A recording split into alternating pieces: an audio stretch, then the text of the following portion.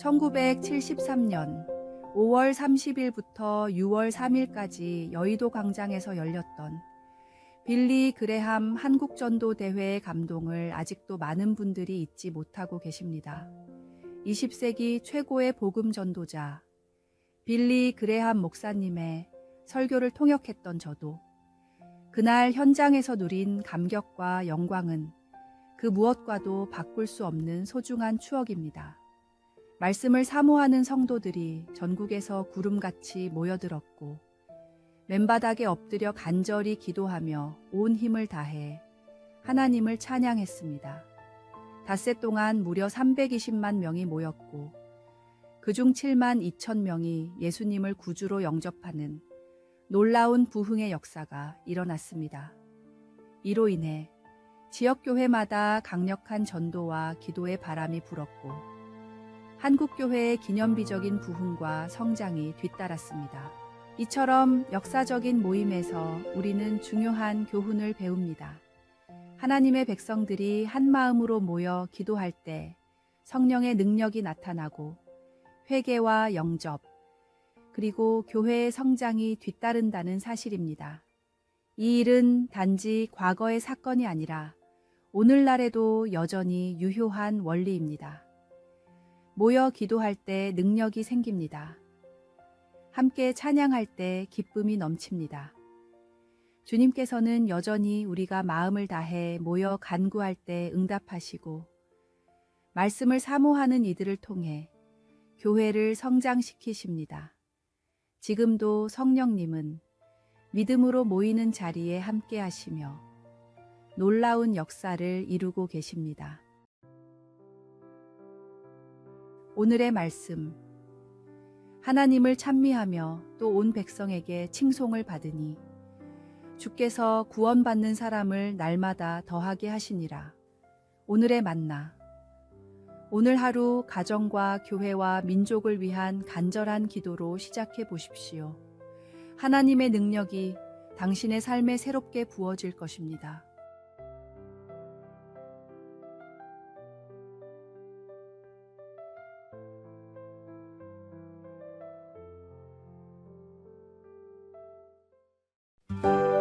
(6월 3일) 화요일. 성분의 지혜. 아바스 왕조는 고대 중동 지역에서 가장 번성한 왕국이었습니다. 이 왕국을 다스리던 5대 왕인 하룬 알-라시드는 역대 모든 왕들의 지혜를 합한 것보다도 뛰어나다고 할 정도로 백성들의 칭송을 받았습니다. 라시드는 백성들을 위한 선정을 베풀었고 누구보다 지혜롭게 백성들이 겪고 있는 현안들을 공명정대하게 해결했습니다. 그러나 라시드가 처음 왕이 되었을 때는 백성들의 불만이 들끓었습니다. 평생 왕족으로 살아왔기에 백성들이 겪고 있는 문제와 실제적인 어려움이 무엇인지를 제대로 살피기 어려워 동떨어진 판단을 내렸기 때문입니다. 라시드는 고심 끝에 백성들 사이로 들어가는 방법을 택했습니다. 틈만 나면 평민의 옷을 입고 평민들 틈에서 함께 지내던 라시드는 마침내 백성들의 눈높이에서 문제를 이해하게 됐으며 이때부터 성군으로 불리기 시작했습니다. 어떤 사람의 마음을 가장 잘 아는 방법은 그 사람의 위치에 서보는 것입니다. 예수님은 이 땅에 온전한 인간으로 오셔서 우리에게 다가오는 모든 유혹들을 직접 경험하시고 이겨내셨기에 우리의 마음과 심정을 누구보다 잘 알고 계십니다. 우리 곁에 항상 함께 계시며 우리의 모든 아픔과 슬픔을 아시고 위로하시는 친구이자 위로자이십니다. 오늘의 말씀. 너희가 나를 선생이라 또는 주라 하니 너희 말이 옳도다. 내가 그러하다. 내가 주와 또는 선생이 되어 너희 발을 씻었으니 너희도 서로 발을 씻어 주는 것이 옳으니라. 오늘의 만나. 오늘 하루 마주하는 사람들의 입장에서 생각해보는 시간을 가져보세요. 그들의 아픔과 어려움을 이해하려고 노력할 때 예수님처럼 섬기는 자세로 하루를 살아가게 될 것입니다.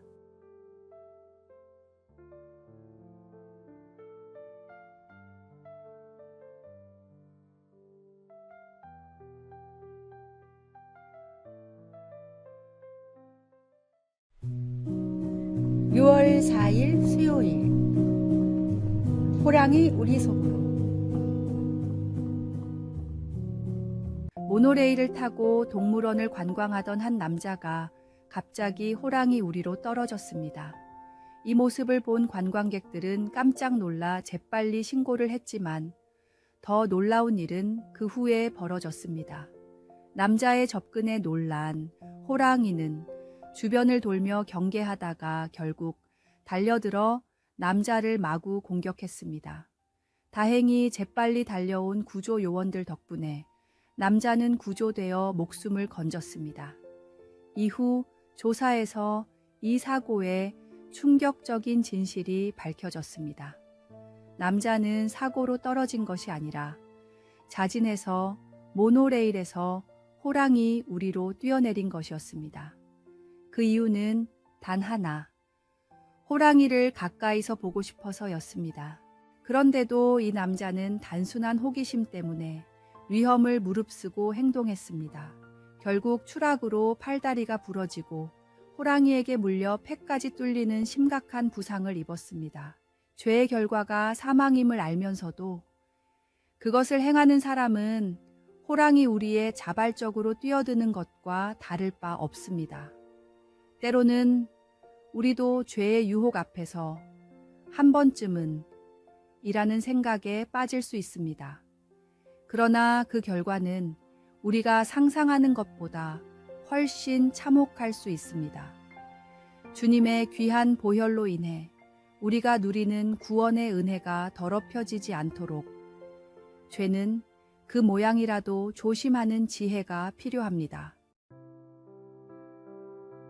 오늘의 말씀. 사람이 감당할 시험 밖에는 너희가 당한 것이 없나니 오직 하나님은 미쁘사 너희가 감당하지 못할 시험 당함을 허락하지 아니하시고 시험 당할 즈음에 또한 피할 길을 내사 너희로 능히 감당하게 하시느니라. 오늘의 만나. 일시적 쾌락을 위해 위험을 감수하는 선택보다 하나님의 지혜를 구하고 유혹을 이기는 길을 선택하십시오. 주님은 항상 피할 길을 마련해 두셨습니다.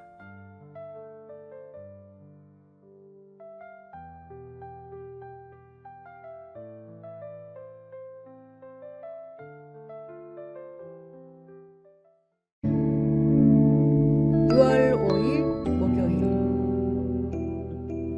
발을 씻기신 주님. 중동 지역의 대부분은 사막이거나 건조합니다.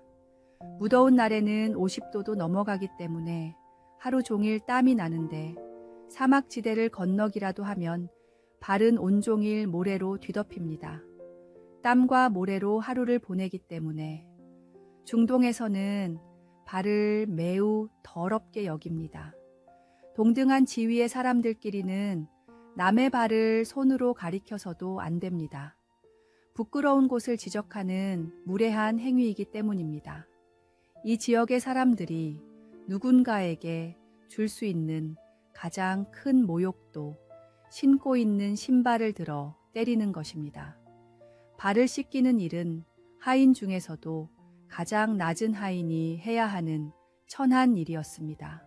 예수님이 제자들의 발을 씻기려고 하실 때 제자들이 큰 충격을 받았던 것도 이런 이유 때문이었습니다.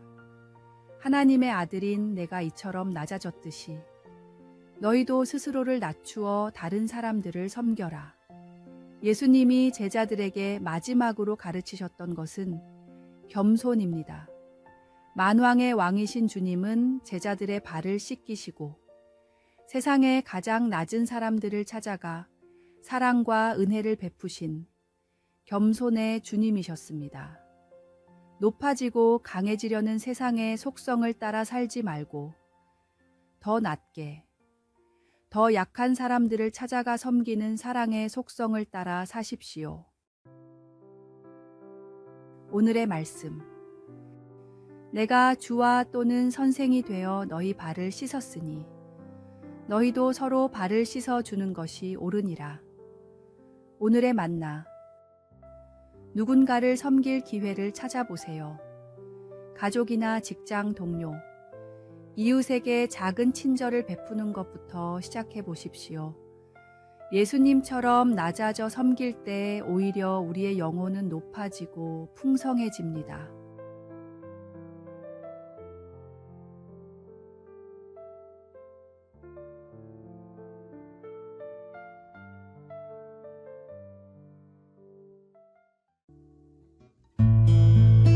(6월 6일) 금요일. 기억해야 할 희생. 한글학회의 공식 행사에는 항상 빠지지 않고 하는 의식이 있습니다.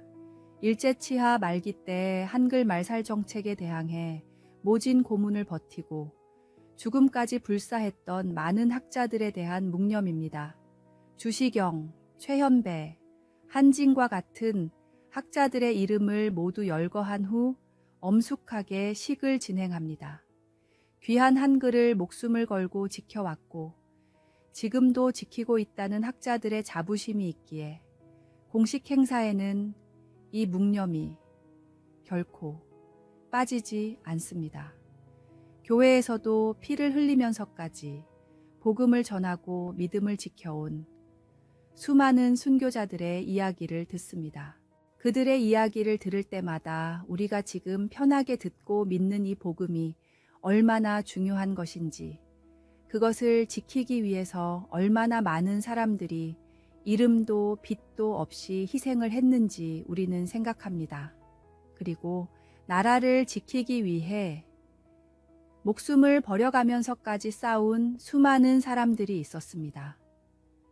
하나님의 은혜로 나라를 목숨보다 소중히 여겼던 그분들이 계셨기에 지금의 우리가 있을 수 있었고 한국에도 복음이 전파될 수 있었습니다. 우리가 경험하지 않은 고난일지라도 귀한 희생을 대신 해주신 분들에게 감사의 마음을 품어야 합니다. 현충일인 오늘만큼은 나라를 위해 희생하신 수많은 분들을 떠올리며 그들을 위해 기도하십시오. 반드시 주님께서 좋은 것으로 채워주십니다. 오늘의 말씀. 너희가 나에게 부르짖으며 나에게 와서 기도하면 내가 너희들의 기도를 들을 것이요. 오늘의 만나. 나라와 민족을 위해 생명을 바치신 분들을 마음에 새기고 그 희생이 헛되지 않도록 우리의 삶을 소중히 살아가는 결단을 해보십시오.